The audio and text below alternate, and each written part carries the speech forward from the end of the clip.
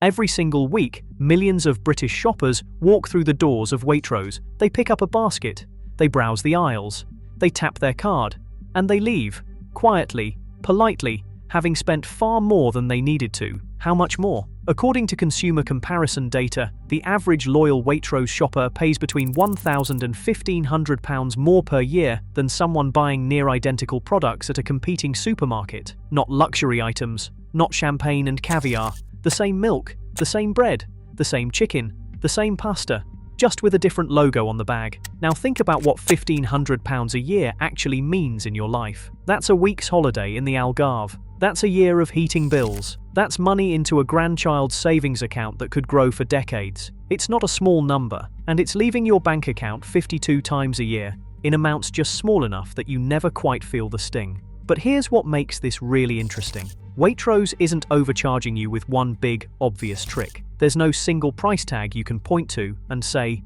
that's a rip-off. Instead, they use 7 quiet, layered mistakes. Mistakes that the store is designed to encourage, that stack on top of each other, week after week, until the total becomes enormous. And this isn't accidental. Behavioral economists like Daniel Kahneman and Richard Thaler have documented exactly why we make these irrational spending decisions, and how retailers exploit those cognitive biases. By the end of this video, you will know every single one of those 7 mistakes. You'll understand the psychology behind them, the pricing mechanics that drive them, and, most importantly, the simple, practical changes you can make to stop them. No switching supermarkets required, no extreme couponing, just knowing the rules of the game you're already playing. And the 7th mistake? That's the one that shocked us the most during research. It happens in the final 60 seconds of your shop, and it can inflate your bill by up to 15% without you even noticing. We'll get to that. But first, let's start with the mistake that catches more Waitrose shoppers than any other. Before we get into the 7 mistakes,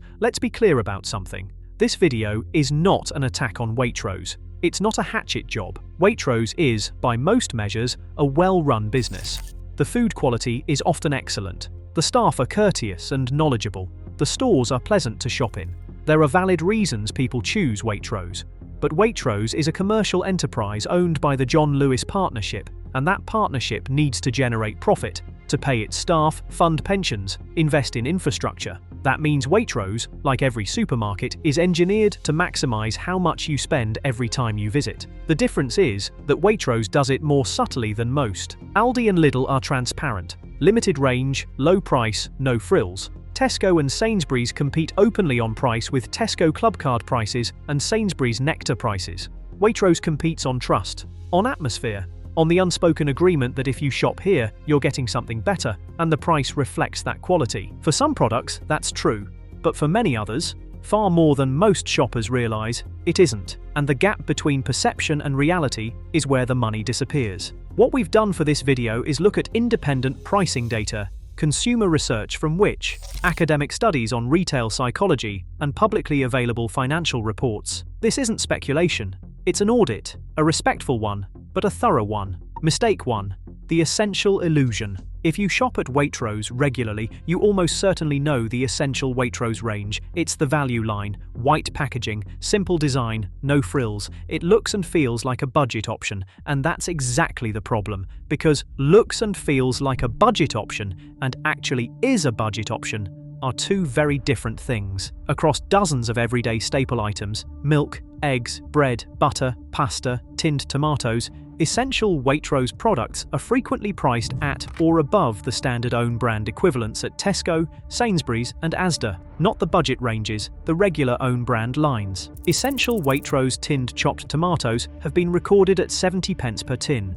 Aldi's equivalent runs at around 28 pence. That's 150% more for what is quite literally chopped tomatoes in juice. Multiply that pattern across 30, 40, 50 items in your weekly shop. The essential label creates a psychological permission structure.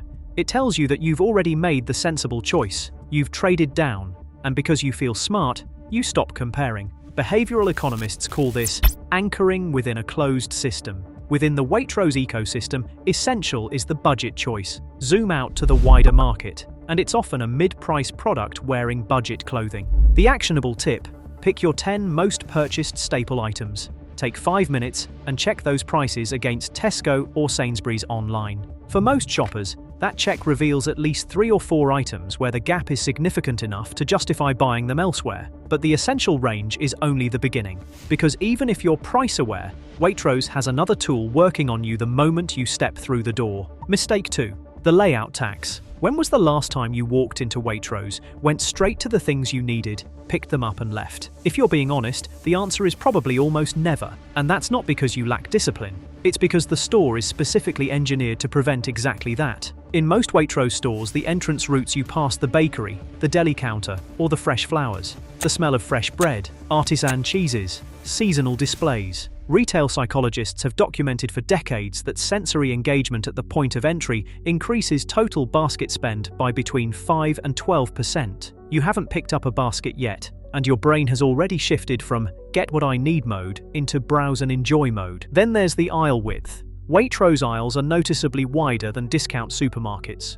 This feels premium. It also slows you down. Studies in the Journal of Retailing found wider aisles increase shopping time by 23%. And every additional minute in a supermarket correlates with approximately £1.30 in additional unplanned purchases. If Waitrose's layout adds 15 minutes to your trip, that's an extra £19 to £20 of impulse spending every single week. The wine section is another masterclass, positioned like a boutique within the store, with subdued lighting and curated displays. Wine is a high-margin category, and those environmental cues encourage shoppers to trade up from a £7 bottle to a £12 bottle. The practical defense is what I call the perimeter sprint. Write your list before you enter. Move through the store with purpose. Stick to the perimeter for fresh goods. Dip into aisles only for specific items, and resist the end-of-aisle displays, which are rented promotional space, not genuinely discounted products. The layout is designed to turn a 10-minute shop into a 40-minute experience. Your job is not to let the environment dictate your spending, because the next mistake actually rewards you for spending more, or at least that's what it wants you to believe. Mistake 3. The My Waitrose Loyalty Mirage free coffee. Exclusive offers. Personalized deals landing in your inbox. If you carry a My Waitrose card, you probably feel like you're getting something back, a reward. But what if the loyalty program isn't really designed to reward you? What if it's designed to study you? The free coffee, costing Waitrose roughly 15 to 20 pence per cup, increased store visit frequency dramatically. If you're popping into Waitrose 3 times a week for a coffee instead of once for a big shop, you're exposed to the store environment 3 times as often. The vast majority of those just grabbing a coffee visits result in additional purchases: a sandwich, a snack, a bottle of wine. That 15 pence coffee generates an estimated £3 to £5 in incremental spend per visit. But the coffee is just the front door. The real engine of My Waitrose is the data. Every swipe logs what you buy, when, how much you spend, and which promotions you respond to. That profile generates your personalized offers, which are not designed to save you money. They're designed to change your behavior. If you always buy a £4 olive oil, your personalized offer might be 20% off a £7 bottle. You've just spent £5.60 instead of £4. The algorithm upsold you while making you feel rewarded. Research from the University of East Anglia found that loyalty card holders at premium supermarkets spend 18 to 22% more annually than non-card holders. That's not because card holders are wealthier, it's because the card itself drives higher spending. The tip: use the card if you want the coffee, but never treat a personalized offer as a genuine deal without checking the base price elsewhere. 20% off compared to what? An already inflated shelf price? Now, speaking of offers that seem too good to ignore, the next mistake is one of the oldest tricks in supermarket history. Mistake 4. The multi-buy manipulation. 3 for £6, buy 2, save 20%. You've seen these labels 1,000 times. They feel like a gift, except it isn't generous. It's mathematics dressed up as generosity. The multi-buy mechanic shifts your decision from "do I need this?" to "how many should I get?" The moment you see 3 for £6, your brain anchors on the number 3, even if you only needed 1. The offer reframes waste as loss aversion, a core principle of behavioral economics that makes us fear missing out on apparent value. At Waitrose, multi-buy offers frequently involve higher base prices than competitors charge at single-unit pricing. So you're buying more than you need at a unit price that's still not competitive. WRAP estimated in 2023 that UK households throw away 4.5 million tons of edible food annually, with a significant proportion linked to multi-buy purchases. Exactly the short shelf life categories where multi-buys are pushed hardest. You buy 3 packs of stir-fry vegetables. You use 1, maybe 2, The third goes in the bin. That's paying extra to generate waste. The fix: always check the unit price. Ask yourself one honest question: will I actually use all of these before they expire? If the answer is anything less than a confident yes, buy one. But multi-buys are a trick you can see. The next mistake happens invisibly, over months and years, and it's the reason long-term Waitrose loyalists are often the most overcharged shoppers of all. Mistake 5. The price match blind spot. Cast your mind back about a decade. Tesco launched its price promise. Sainsbury's had brand match. Asda plastered price guarantee across everything. Waitrose briefly trialed its own version, then quietly stepped away from formal price matching. And this decision is what allows the slow, invisible bleed of money from loyal shoppers' pockets. Without the oversight of the competition and markets authority requiring price-matching commitments, Waitrose's prices have room to move upward without external accountability mechanisms. Analysis by which found the gap between Waitrose and the cheapest Big Four supermarket widened by 8 to 12% on standard branded goods between 2018 and 2023. Not fancy premium products. Heinz beans, PG tips, Fairy liquid. 5 pence here, 10 pence there, across hundreds of product lines over years. No individual increase triggers outrage, but cumulatively, it's thousands of pounds. This is where brand loyalty becomes genuinely expensive. If you've shopped at Waitrose for 20 years, you've likely absorbed thousands in incremental price increases you never consciously noticed. The defense? Pick your 20 most purchased items, especially branded goods. Once a quarter, check those prices against Tesco or Sainsbury's. You're looking for items where the gap has quietly become 20, 30, 40%. Those are the items worth buying elsewhere. Price matching is about preventing overcharges on the things you already buy, but the next mistake is about convincing you to buy more expensive versions of things you don't need to upgrade. Mistake 6. The premium range upsell escalator. Waitrose doesn't just sell you groceries, it sells you a hierarchy. Essential at the bottom, standard own brand in the middle, Waitrose #1, and Dutchie Organic at the top. When presented with 3 price tiers, most consumers gravitate toward the middle. Psychologists call this the center stage effect, or the Goldilocks principle. The middle feels rational, balanced, but the sensible middle choice at Waitrose is already premium priced compared to the broader market. You're choosing between expensive, more expensive, and most expensive, and feeling good about landing in the middle. For those who reach for the top shelf, Waitrose #1 products carry retail margins of 40 to 55% compared to 20 to 30% on standard lines. And blind taste tests by Which and Good Housekeeping have repeatedly found the quality gap between premium and standard own brand is, for many categories, minimal to non-existent. Tinned tomatoes, pasta, flour, rice, cooking oil, tasters frequently cannot distinguish the premium product from the standard one. In some tests, the budget version was preferred. There are categories where premium genuinely delivers: olive oil, chocolate, certain cheeses. But for the majority of staples, the upgrade is paying for packaging and the feeling of quality, not quality itself. The tip: be ruthlessly selective. If it's a supporting ingredient you're going to cook or blend, buy standard. If it's the star of the plate, consider premium. That one distinction can save you hundreds per year. 6 mistakes down, 1 to go. And this last one? This is the one we promised you at the start. It happens in the final 60 seconds of your shop, and it's the reason your actual bill almost never matches the number you had in your head. Mistake 7. The checkout nudge and online basket inflation. You've done your shop. You've navigated the aisles, stuck mostly to your list, resisted the worst of the multi-buys. You're heading for the till. In your head, you're estimating the total. £45, 50, feels about right. And then you enter the final zone, the last 20 meters of your shopping journey. And this is where the most concentrated, most carefully engineered spending pressure in the entire store is waiting for you. The area around the tills, what retail designers call the purchase acceleration zone, is some of the most expensive real estate in the store. End-of-aisle displays flanking the queue. Small, attractively packaged impulse items at eye level. Premium snacks, drinks, confectionery, magazines. Small luxuries positioned right where you stand, waiting, with nothing to do but look at them. These are not random products. Every single item in this zone has been placed there because data shows it has a high impulse purchase conversion rate. Brands pay thousands of pounds per week for end-of-aisle positioning. The products you see are the ones most profitable for the store, not best value for you. Research published by the University of Bath School of Management found that checkout zone displays increase unplanned purchases by between 8 and 15% of total basket value. If your shop was going to cost £50, the checkout zone alone can add £4 to £7.50 every week.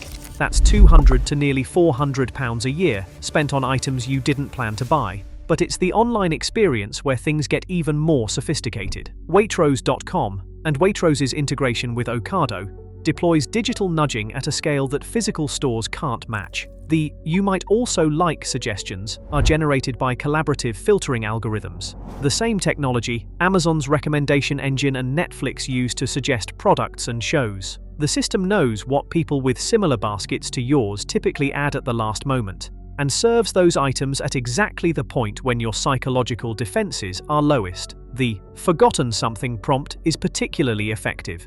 It creates a tiny moment of anxiety, "have I forgotten something?" and offers a convenient solution. Data from the Institute of Grocery Distribution found that the average online shopper adds between 2 and 4 additional items after these prompts. At an average item value of £2 to £3, that's £5 to £12 of unplanned spend per online order. And there's one more layer. The order in which your online basket is displayed matters. Higher margin items are surfaced toward the top, while lower cost staples sink to the bottom. This subtly reinforces the premium purchases and makes them feel like central parts of your shop rather than discretionary additions. The in-store defense is simple. Look away. When you reach the till queue, take out your phone, read something, or keep your eyes on the conveyor belt. Don't browse the displays. The online defense is even simpler. When your basket is complete, go directly to checkout. Do not click "you might also like." Do not engage with "forgotten something" prompts. Finalize and pay.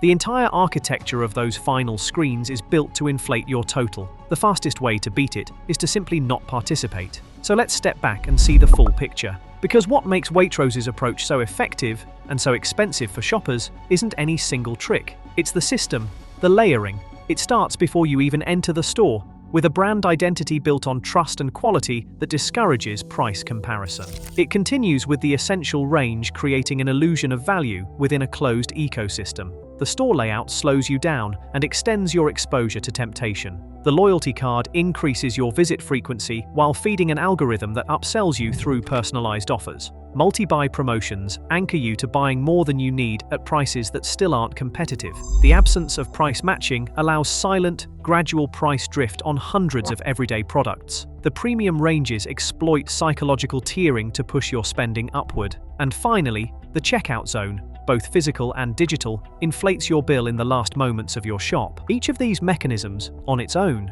might cost you £2 or £3 per shop. Some weeks, maybe 5 or 6. Individually, none of them feels significant. But stack all 7 together, week after week, for a year, the total is somewhere between £1,000 and £1,500 for a typical weekly shopper. That's not a guess. That's what the data points toward when you add up the averages from independent research. And the reason it works so well is precisely because it doesn't feel like it's working. There's no single moment where you think, "I'm being overcharged." There's just a gentle, constant, ambient pressure to spend a little more than you intended, applied at every stage of your journey through the store. Number 1. Price check your top 10 staples. Take 5 minutes. Compare your most bought essential Waitrose items against Tesco or Sainsbury's online. Find the gaps. Buy those items elsewhere. Number 2. Write a list and stick to it. Not a mental list, a real one.